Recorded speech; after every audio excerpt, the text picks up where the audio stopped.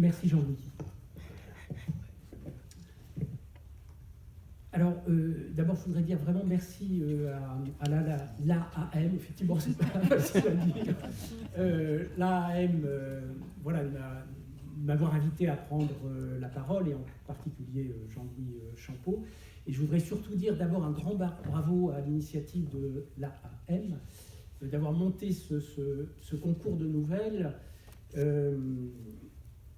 Voilà, que j'aimerais soutenir de toute ma force de sociologue et d'écrivain, en essayant de vous proposer, donc, le titre, vous l'avez vu, un éloge de la fiction pour changer le monde, modestement, enfin non, pas modestement, justement, et en commençant en vous disant que c'est pas, voilà, un éloge de la fiction, c'est pas juste le rêve, c'est pas juste être éthéré, la fiction, ça nous parle du monde, et là, moi, je parle de recherche, de terrain, de publication, de biblio dans ce domaine. Je ne suis pas du tout le seul à intervenir dans ce champ, d'analyse de pratique.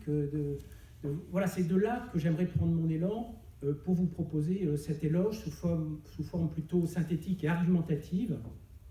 Donc, je vais vous proposer 6 arguments pour se saisir plus souvent et mieux, peut-être, du levier fictionnel pour intervenir, pour agir en société. Donc 6 arguments pour discussion, évidemment. Donc le premier argument, c'est que les fictions transportent des connaissances. Elles nous parlent du monde et de ses lois de manière aussi solide que les sciences. Vous n'imaginez pas la montagne de littérature qui existe en sciences humaines et sociales qui soutient que la fiction, les fictions, sont installés au cœur de nos structures sociales et mentales. Ça veut dire que dès qu'on veut faire bouger le monde, il faut faire bouger ça aussi. Par exemple, ça conduit un sociologue comme Howard Becker, éminent sociologue qui nous a quittés cet été, à écrire qu'une pièce de théâtre, je cite, communique de manière si convaincante un épisode que les sociologues ont du mal à décrire moitié aussi bien. Ou un autre sociologue, Václavik, a affirmé qu'une fiction se révèle plus réel que le réel. Pour Hélène Merlin-Cajman, L'animal ensorcelé 2016, la littérature est un objet transitionnel, donc qui donne à la fois une distance et une relation avec le monde, et c'est cette distance et cette relation avec le monde qui, justement, par la fiction, par l'objet transitionnel, nous permettent d'agir dans le monde, et même de nous guérir d'événements traumatiques lorsqu'il peut y en avoir dans le monde. Et le réchauffement climatique s'annonce comme aussi ayant une dimension traumatique. Quand les romans se saisissent de la science, ils révèlent de manière magistrale le pouvoir symbolique de la science au-delà des connaissances dans nos sociétés. Jean-François Chassé, québécois, y a consacré de nombreux livres, dont par exemple Imaginer la science. Alors je pourrais multiplier les références, y compris les miennes, mais en résumé, les apports cognitifs, les apports de connaissances de la fiction sont impressionnants et documentés par les sciences sociologiques ou littéraires. Donc pourquoi ne pas s'en saisir plus souvent pour agir en société? Deuxième argument, la fiction accompagne les choix de vie. Alors ça veut dire quoi? Ça veut dire que il y a des moments où, voyant des fictions, nous faisons des liens avec la réalité, avec notre vie, avec nos choix de vie. C'est ce qu'on appelle, en langage un peu scientifique, une lecture référentielle de la fiction. Il y a une lecture référentielle lorsque les récepteurs projettent finalement de la réalité sur la fiction et de la fiction sur la réalité. Alors, je vous donne 2 exemples pour sortir de l'abstraction tirée d'enquêtes récentes que j'ai menées. Un éleveur de vaches laitières, qui est passé au bio il y a quelques années, me raconte comment le film Danse avec les loups lui a donné des forces, lui a offert un modèle, lui a même procuré un cadre conceptuel pour l'accompagner dans sa transition écologique. Or, quand on connaît un petit peu le métier d'agriculteur, changer d'agriculteur, c'est très difficile. Donc cet apport-là de Danse avec les loups, il me l'a présenté comme tout à fait essentiel. Autre exemple, une doctorante que j'ai interviewée, passionnée par son domaine, la psychologie environnementale, m'a raconté comment Borgen, la série danoise mettant en scène une femme politique au pouvoir qui reste guidée par ses convictions, est en adéquation avec ses valeurs à elle de doctorante. Ses valeurs, son mode de vie, ses choix de vie, et même ses choix théoriques.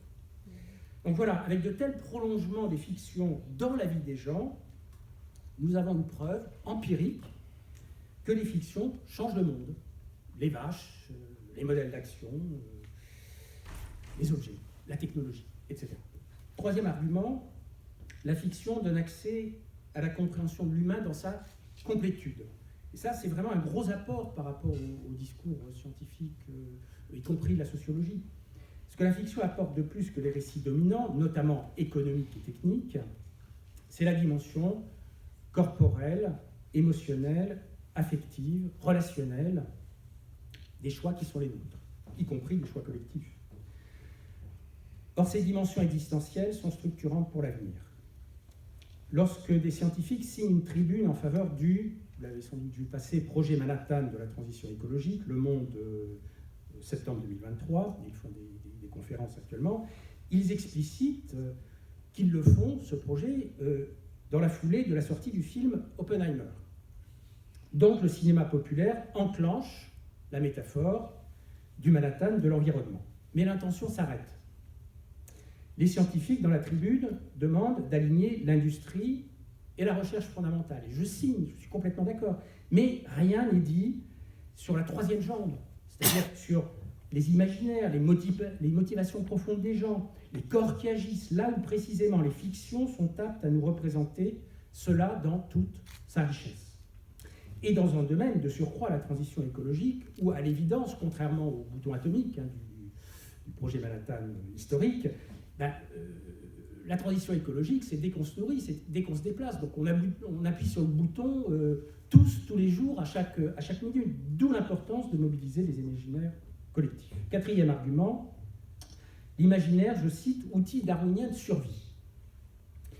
Il y a un fait, moi, qui occupe beaucoup mes questionnements, c'est que depuis 50 ans, de résultats scientifiques communiqués largement sur l'écocide massif, le réchauffement climatique, la pollution des milieux, les ressources limitées en eau et en combustibles fossiles, depuis 50 ans. Moi, je me rappelle, j'étais collégien dans les années 70, avec mon meilleur copain, qui est devenu écologue, je faisais des exposés sur tous ces sujets, dans les classes, avec des profs qui commandaient des exposés là-dessus.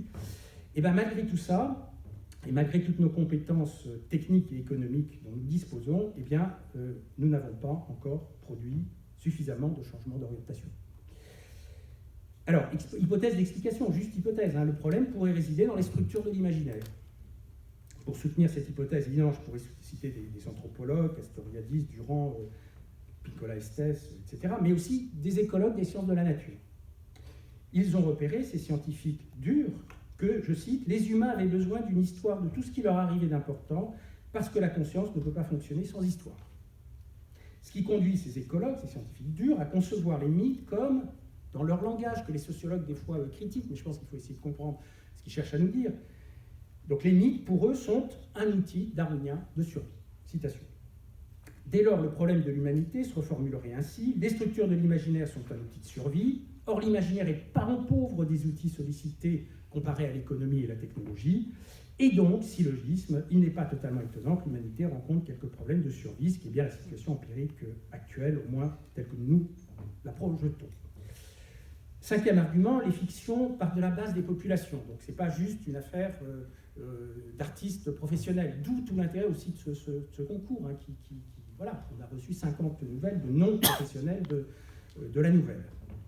Autrement dit, donc, la fictionnalisation ne relève pas que d'un ruissellement du haut vers le bas. Les grandes fictions dans l'histoire de l'humanité sont souvent sorties de traditions collectives populaires. C'est le cas de Foire avant Molière, par exemple.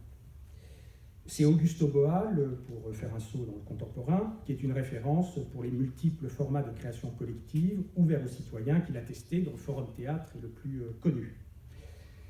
Dans La Haute-Corrèze oubliée, donc un livre, je lis que lors des veillées paysannes, les grands-mères ont beaucoup de succès avec leurs contes. Les contes parlaient de loups et de brebis, et donc ça a aidé aussi à faire face au quotidien. Vous voyez ? Le mariage d'amour, qui a quand même changé fondamentalement la face de nos sociétés, le mariage d'amour, c'est une création littéraire. Dans la Commedia dell'arte, par exemple, et puis ensuite dans Marivaux, et puis dans Molière, évidemment.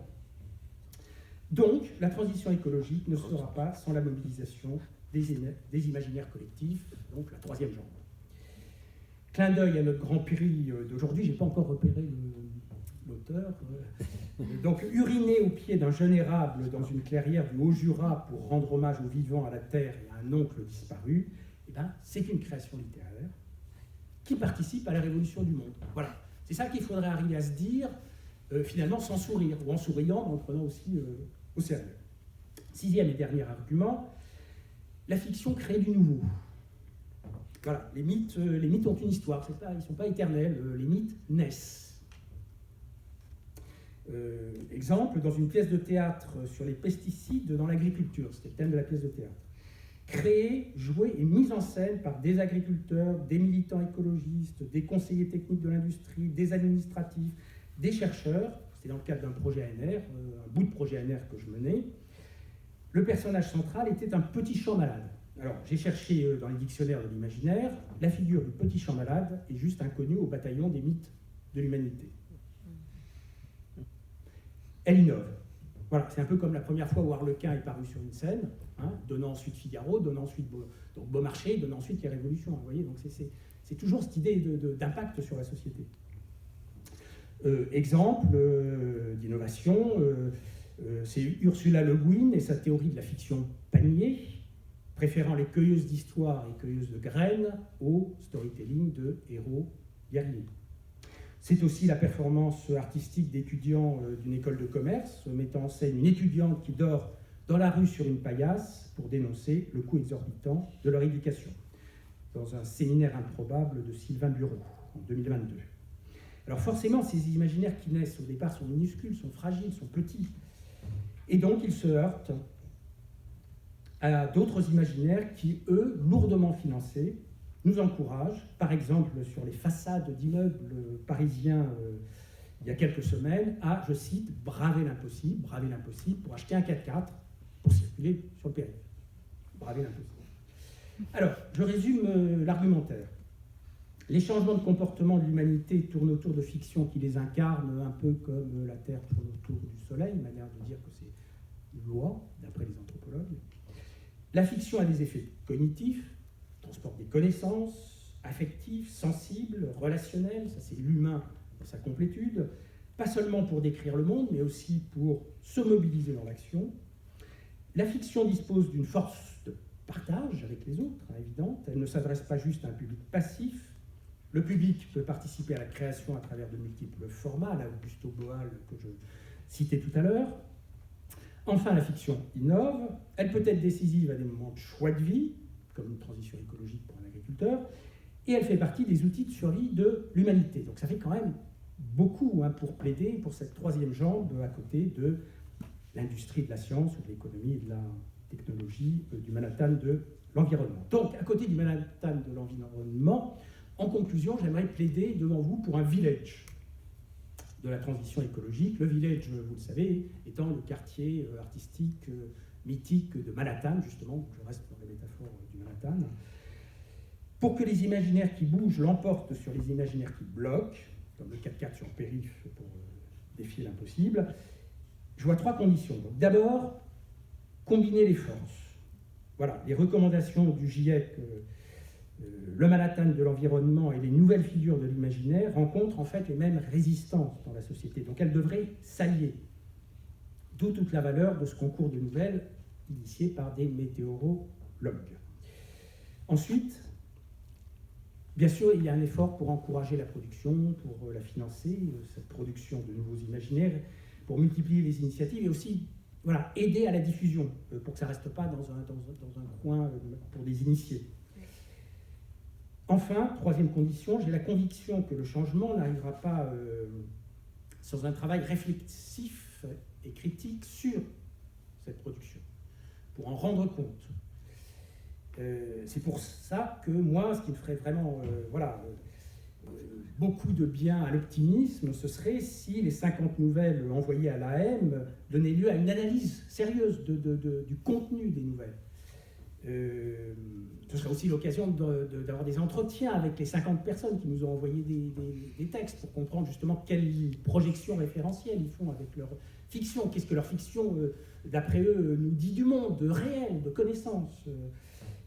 comment finalement tout ce travail se fait dans l'atelier imaginatif à la fois du lecteur et du créateur. Voilà, ça ferait une belle thèse, ou peut-être un chiffre à Météo France, hein, puisque j'ai là. Voilà, je risque rien à vous tendre la perche. Hein, Et ainsi, par agrégation de différents terrains, on arriverait à ce village des transitions, à côté du Manhattan des transitions, une sorte d'encyclopédie vivante des créations fictionnelles qui boosterait la transition. Un mouvement collectif se dessinerait qui inclurait par exemple d'autres concours littéraires, parce qu'il y en a d'autres, hein, on ne les connaît pas, mais il y en a d'autres.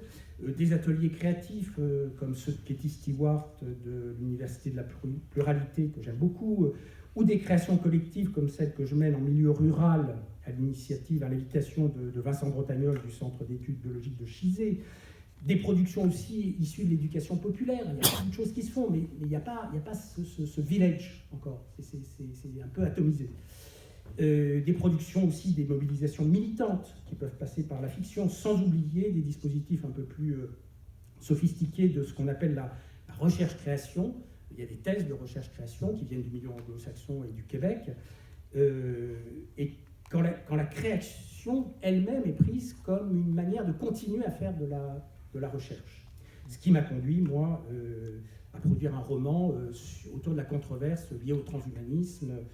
Jean-Louis Champeau le rappelait tout à l'heure. Voilà. Et je conclurai juste en disant que ça a été un très très vif plaisir d'échanger autour des textes, donc en lien avec les textes, hein, donc d'échanger avec les membres du jury. Donc ça a été des discussions extrêmement riches, où effectivement les interprétations se sont frottées les unes aux autres pour arriver à se mettre d'accord. C'était très enrichissant.